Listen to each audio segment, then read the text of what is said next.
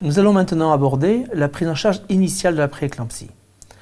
Même si des thérapeutiques innovantes ou ciblées sont en cours d'évaluation, il n'existe à ce jour aucun traitement curatif validé de la prééclampsie. Le seul traitement curatif est l'arrêt de la grossesse et l'ablation du placenta à l'origine de la pathologie. L'arrêt de la grossesse peut être obtenu soit par la réalisation d'une interruption médicale de grossesse pour sauvetage maternel, soit par la programmation de la naissance.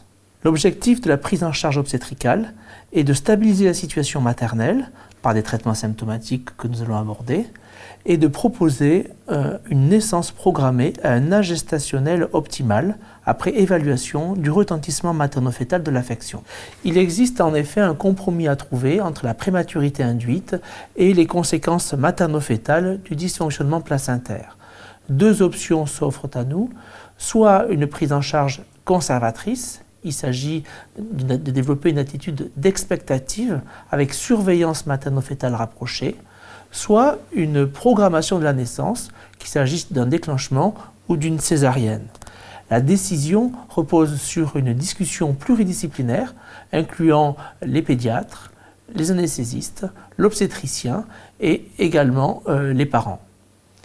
Plus rarement, une troisième option peut être discutée. Il s'agit de l'interruption médicale de grossesse dans les prééclampsies sévères et précoces, en général avant la 24e semaine d'aménorrhée. Nous allons donc maintenant développer la prise en charge conservatrice. Cette diapositive résume les principaux éléments de cette prise en charge avec des mesures non médicamenteuses, un traitement médical et une surveillance materno-fœtale.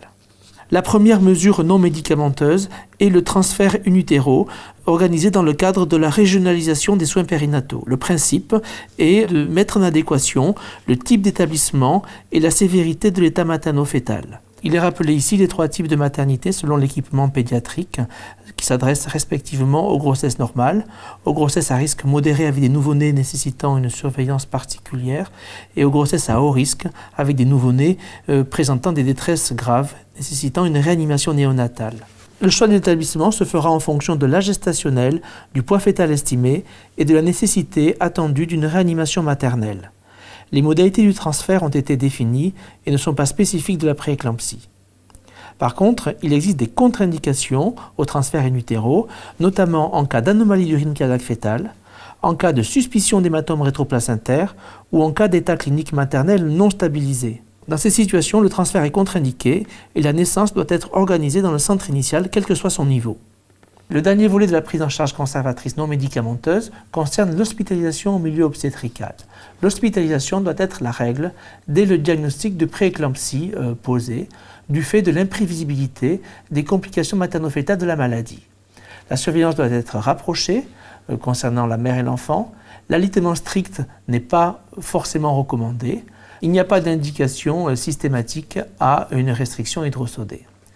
Une prise en charge ambulatoire peut parfois être proposée dans les formes modérées de la maladie. Dans tous les cas, cette prise en charge doit être effectuée en lien et à proximité d'un service spécialisé, la surveillance materno-fœtale devant être stricte, de manière optimale, en lien avec une structure de type hospitalisation à domicile. Le premier volet du traitement médical est le traitement antihypertenseur. Il s'agit d'un traitement symptomatique visant à éviter les à-coups hypertensifs potentiellement délétères pour la mère. Il faut éviter le surtraitement pour les raisons suivantes. Risque de retard de croissance intra-utérin en cas de chiffre tensionnel trop bas. Mauvaise tolérance hémodynamique fœtale d'une chute brutale de la pression artérielle maternelle. Absence de complications d'une hypertension artérielle modérée. Le diagramme de droite illustre le lien entre la pression artérielle sur le maintien du débit utéroplacentaire non autorégulé. Plus la pression artérielle diminue, plus le débit utéroplacentaire baisse. A l'inverse, les hypertensions artérielles sévères doivent être traitées sans délai. Ce point sera développé dans le chapitre suivant. En ce qui concerne les objectifs thérapeutiques, la pression artérielle diastolique doit être comprise entre 85 et 100 mm de mercure et la pression artérielle systolique doit rester inférieure à 160 mm de mercure. Les classes thérapeutiques pouvant être utilisées en première intention sont au choix les antihypertenseurs centraux de type alpha-méthyldopa, les alpha-bêta-bloquants de type labétalol, les inhibiteurs calciques de type nicardipine ou nifedipine. Certaines classes thérapeutiques doivent être évitées, certaines sont déconseillées comme les diurétiques qui peuvent potentiellement aggraver l'hypovolémie. Certaines sont contre-indiquées, comme les inhibiteurs d'enzymes de conversion, insuffisance rénale, fœtale et malformation, ou les antagonistes des récepteurs de l'angiotensine. Le deuxième volet du traitement médical concerne la corticothérapie anténatale pour la maturation pulmonaire fœtale.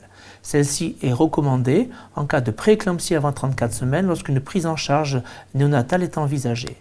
Les modalités de la corticothérapie anténatale ne présentent pas de spécificité et sont actuellement bien codifiées. Il s'agit d'utiliser prioritairement la bêta-méthasone à la posologie de 12 mg répétée à 24 heures d'intervalle, sans répétition a priori des cures. Elle n'est pas contre-indiquée en cas d'hypertension artérielle. Le troisième volet du traitement médicamenteux concerne le sulfate de magnésium. Cette molécule est administrée par voie intraveineuse en milieu spécialisé et présente un double intérêt dans la prééclampsie. D'une part, un intérêt maternel et d'autre part, un intérêt fœtal. Sur le plan maternel, ce médicament a un intérêt après une crise d'éclampsie pour la prévention de la récidive et en cas de signes neurologiques pouvant faire craindre la survenue d'une crise dans le cadre de la prévention primaire. Sur le plan fœtal, lorsque l'indication d'une naissance est posée avant 32 ou 33 semaines, ce médicament a un intérêt démontré pour la neuroprotection du prématuré. Le protocole d'administration de ce médicament est bien codifié. Il fait appel à une administration intraveineuse sous surveillance maternelle stricte. Il fait appel généralement à un bolus intraveineux de 4 grammes sur 20 minutes, puis à une perfusion intraveineuse continue de 1 gramme par heure.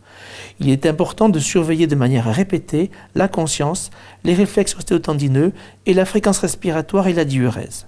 J'attire votre attention sur le risque de l'association inhibiteur calcique et sulfate de magnésium du fait de la potentialisation de l'effet hypotensif.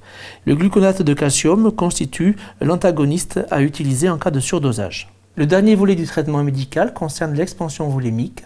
Cette thérapeutique est théoriquement proposée pour corriger l'hypovolémie de la prééclampsie et améliorer l'hémodynamique placentaire et rénale. Cependant, l'expansion volémique systématique n'est actuellement pas recommandée car il n'y a pas été démontré de bénéfice en termes de pronostic maternel et fœtal. Enfin, ce traitement ne peut pas se concevoir sans une surveillance materno-fœtale stricte.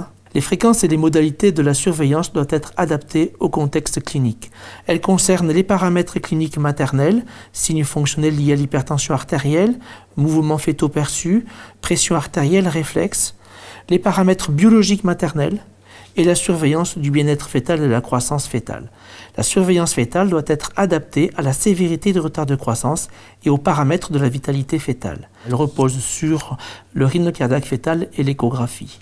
La fréquence de la surveillance dépend du contexte clinique et de la gravité du retard de croissance. La surveillance des biométries fœtales doit être réalisée avec un intervalle d'au moins 15 jours. La principale difficulté dans la stratégie thérapeutique est de prendre la décision d'extraction fœtale au bon moment. Elle est prise au cas par cas, le plus souvent sur un faisceau d'arguments, après discussion pluridisciplinaire entre obstétriciens, médecins anesthésistes réanimateurs et pédiatres, et toujours en accord avec le couple. Il est important de mettre en balance les risques liés à la prématurité et les risques liés à l'évolutivité du syndrome prééclamptique. Ce diagramme représente le pourcentage de survivants selon l'âge gestationnel. Ce type de données est essentiel dans la discussion que l'on peut avoir avec le couple. Rarement, l'option d'une interruption médicale de grossesse peut être proposée dans le cadre de la prééclampsie, soit pour un motif maternel dans les formes sévères et précoces de la maladie, souvent avant la viabilité fœtale, lorsque la poursuite de la grossesse met en péril la santé de la femme, soit pour un motif fœtal en cas de retard de croissance intra-utérin sévère et précoce, en général avant 24 semaines d'aménorrhée. Dans ce cadre-là, l'interruption médicale de grossesse peut être proposée lorsque le retard de croissance compromet le pronostic fœtal. La décision tient compte de l'âge gestationnel, des critères de vitalité fœtale, du poids estimé et du potentiel de croissance. Elle passe obligatoirement par un centre pluridisciplinaire de diagnostic prénatal. Il est à noter que ces deux motifs peuvent être associés. Au total, on pourrait schématiser la prise en charge obstétricale dans le tableau ci-dessous. Ce tableau prend en compte la sévérité de la prééclampsie et le terme de survenue de la maladie. Dans les prééclampsies modérées, l'expectative est suggérée jusqu'à 37 semaines d'aménorrhée si l'état fœtal le permet. Dans les prééclampsies sévères, il est recommandé de provoquer la naissance. Cependant, dans les âges gestationnels jeunes, entre 24 et 34 semaines d'aménorrhée, une attitude d'expectative peut se discuter sous surveillance stricte. Dans tous les cas, au-delà de 37 semaines d'aménorrhée, il est recommandé d'envisager l'accouchement, quelle que soit la sévérité de la prééclampsie. En conclusion, les 2 points qui me paraissent importants sont d'une part qu'il n'y a pas de traitement curatif de la prééclampsie. Le seul traitement curatif, c'est la naissance et l'ablation du placenta à l'origine de la maladie.